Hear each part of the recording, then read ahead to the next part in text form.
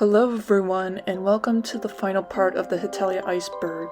I decided to put 3 layers here since the last 2 don't have a whole bunch of topics, but they are things that should provide enough substance to the video.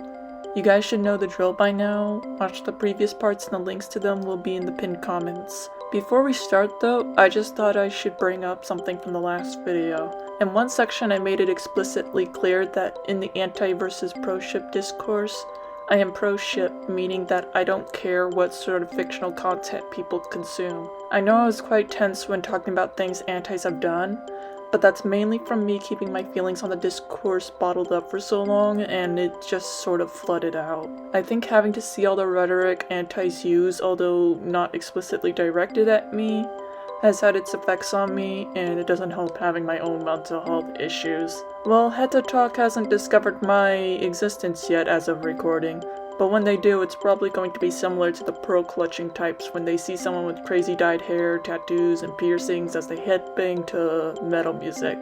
It's a bit funny seeing them complain about some more popular users, calling them quote-unquote creepy, when I'm right here with the very unique fictional tastes. Oh well, they'll find out eventually. Anyway, for now, let's begin.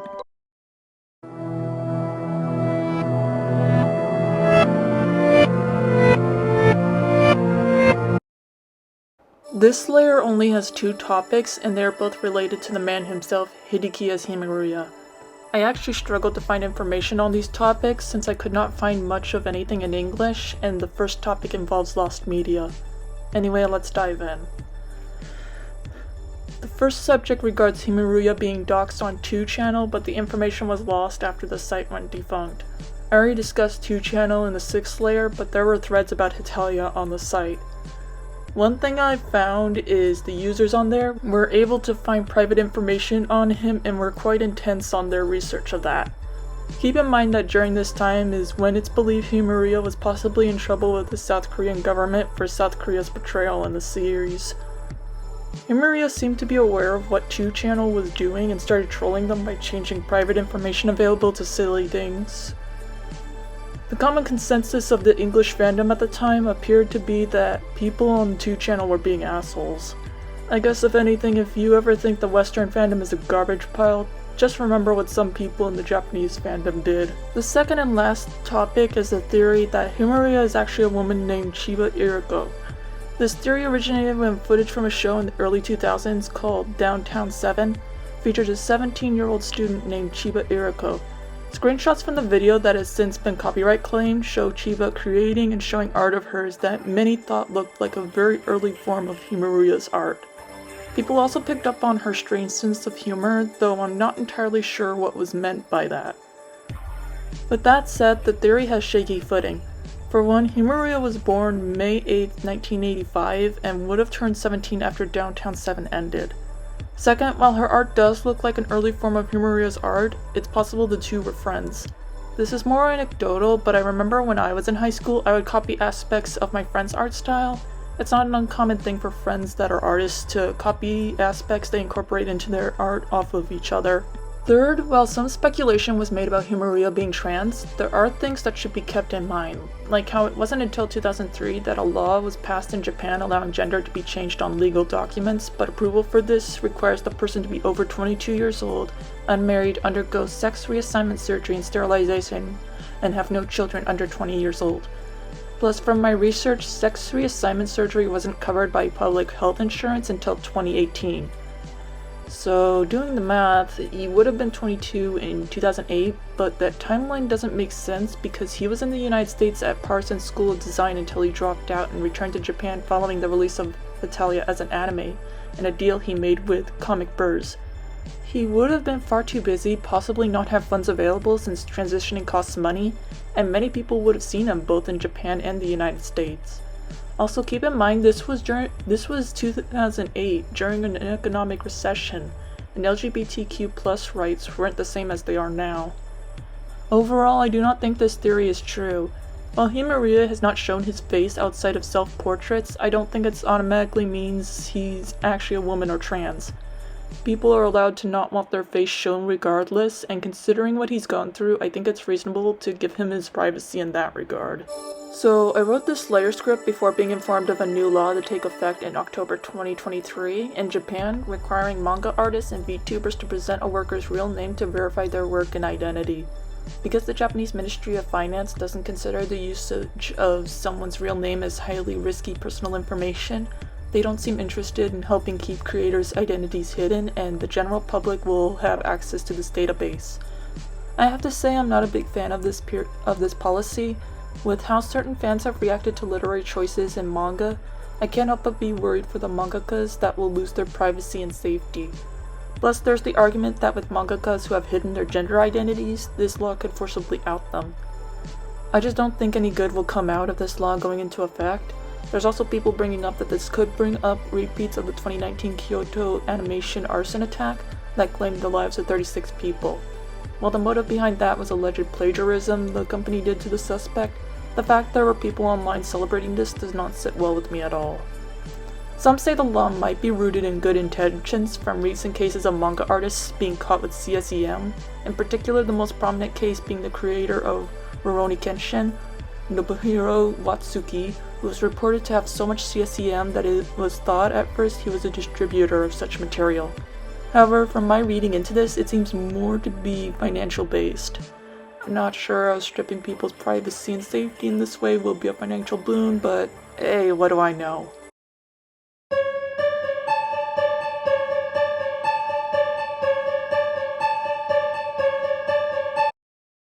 For this Slayer, there are only 3 topics, though the first one is quite serious, and that is Nazi/white supremacist groups hidden in the fandom.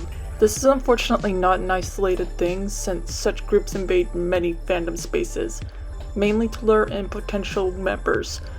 TERFs do it on Tumblr, for example, creating separate accounts, posting fan content, and luring in followers and people who like their content, like a pitcher plant where the nectar lures in insects only to entrap them.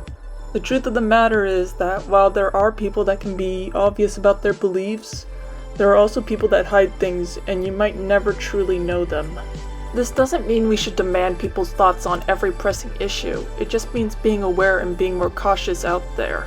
I've heard very outrageous things from people I thought I could consider myself close to, and it definitely shakes you up, but as I've grown older, my mindset has more become being aware that people can hide skeletons in their closet, and when they make certain bigoted beliefs evident, crossing that bridge when I get there. Dealing with people who hold Nazi/white supremacist beliefs isn't always easy. It's not always as easy as cutting off contact with them, since there are multiple factors to consider. Whether they hold some sort of power over you, like depending on them financially, or they have some sort of blackmail on you.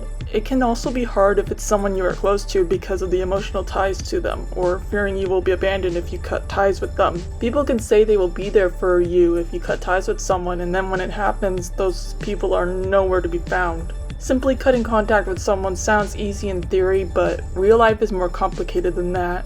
And then there's the topic of calling bigoted people out. I've seen my fair share of call-out posts and documents in my years online. Some do warn of concerning people, but there are many ways these things can go wrong.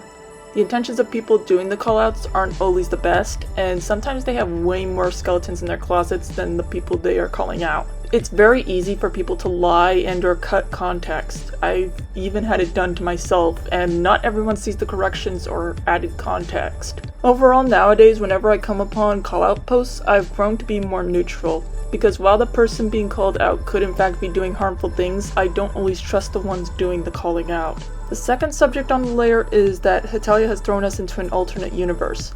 A universe where a series about conventionally attractive humans personifying nations exists.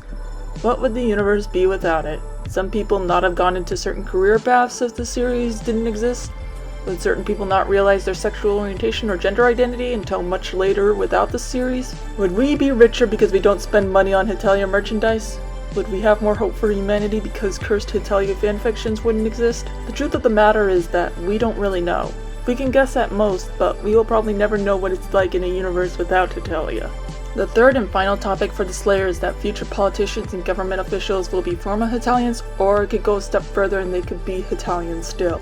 It's not a huge stretch to imagine this since there are already Hetalia fans in political science related fields.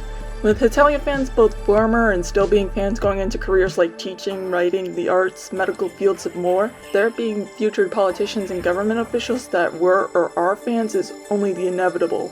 That's not to say every Hetalia fan receives higher education to pursue history or politics related degrees. Using myself as an example, while I am involved in the arts, I also have an interest in seismology, which is the study of earthquakes and related phenomena, along with being interested in volcanoes.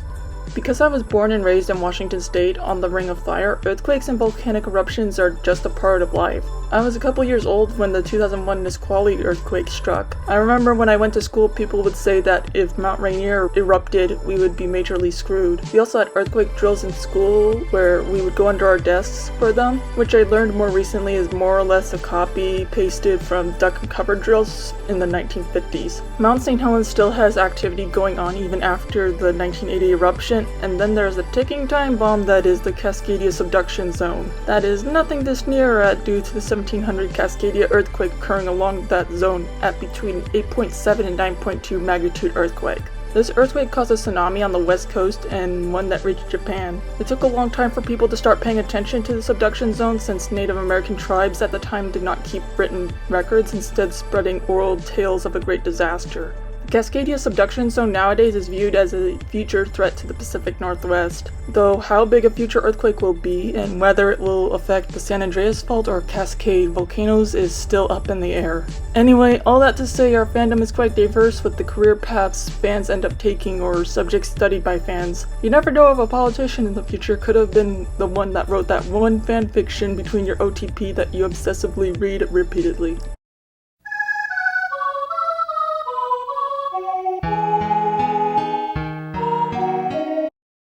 The final layer of this iceberg only has one item, and that is the amount of Hetalia content is uncountable. Whether it be lost due to being deleted and never re-uploaded, never posted online, crumpled up and thrown away in the trash, or being lost while moving or losing access to electronics with content on it, not being tagged on websites, human names being used and not tagged as Hetalia, websites being deleted, accounts being made private, or whatever else. The true amount of Hetalia content may never be fully seen in this lifetime or any lifetime. I can't say for sure whether this is a good or bad thing because we may never know what the content was. For all we know, it could include stuff like, I don't know, 500k Fruck fanfiction with some obscure fetish in it, some dating sims, MMD animated, well, hentai, fully detailed crossover fanfiction of Hetalia, and insert some disturbing horror movie that teenagers probably shouldn't look up but will be scarred by looking up anyway, like the Poughkeepsie tapes, Cannibal Holocaust, anything like that. Hetalia character pattern underwear, who knows what else. To be honest, I'm just spitballing because this is the end of the video and I'm tired. Anyway, I'm glad you guys enjoyed this series. It took longer than I thought to script out and research things, so thanks for sticking with me. For now, I will see you guys next time.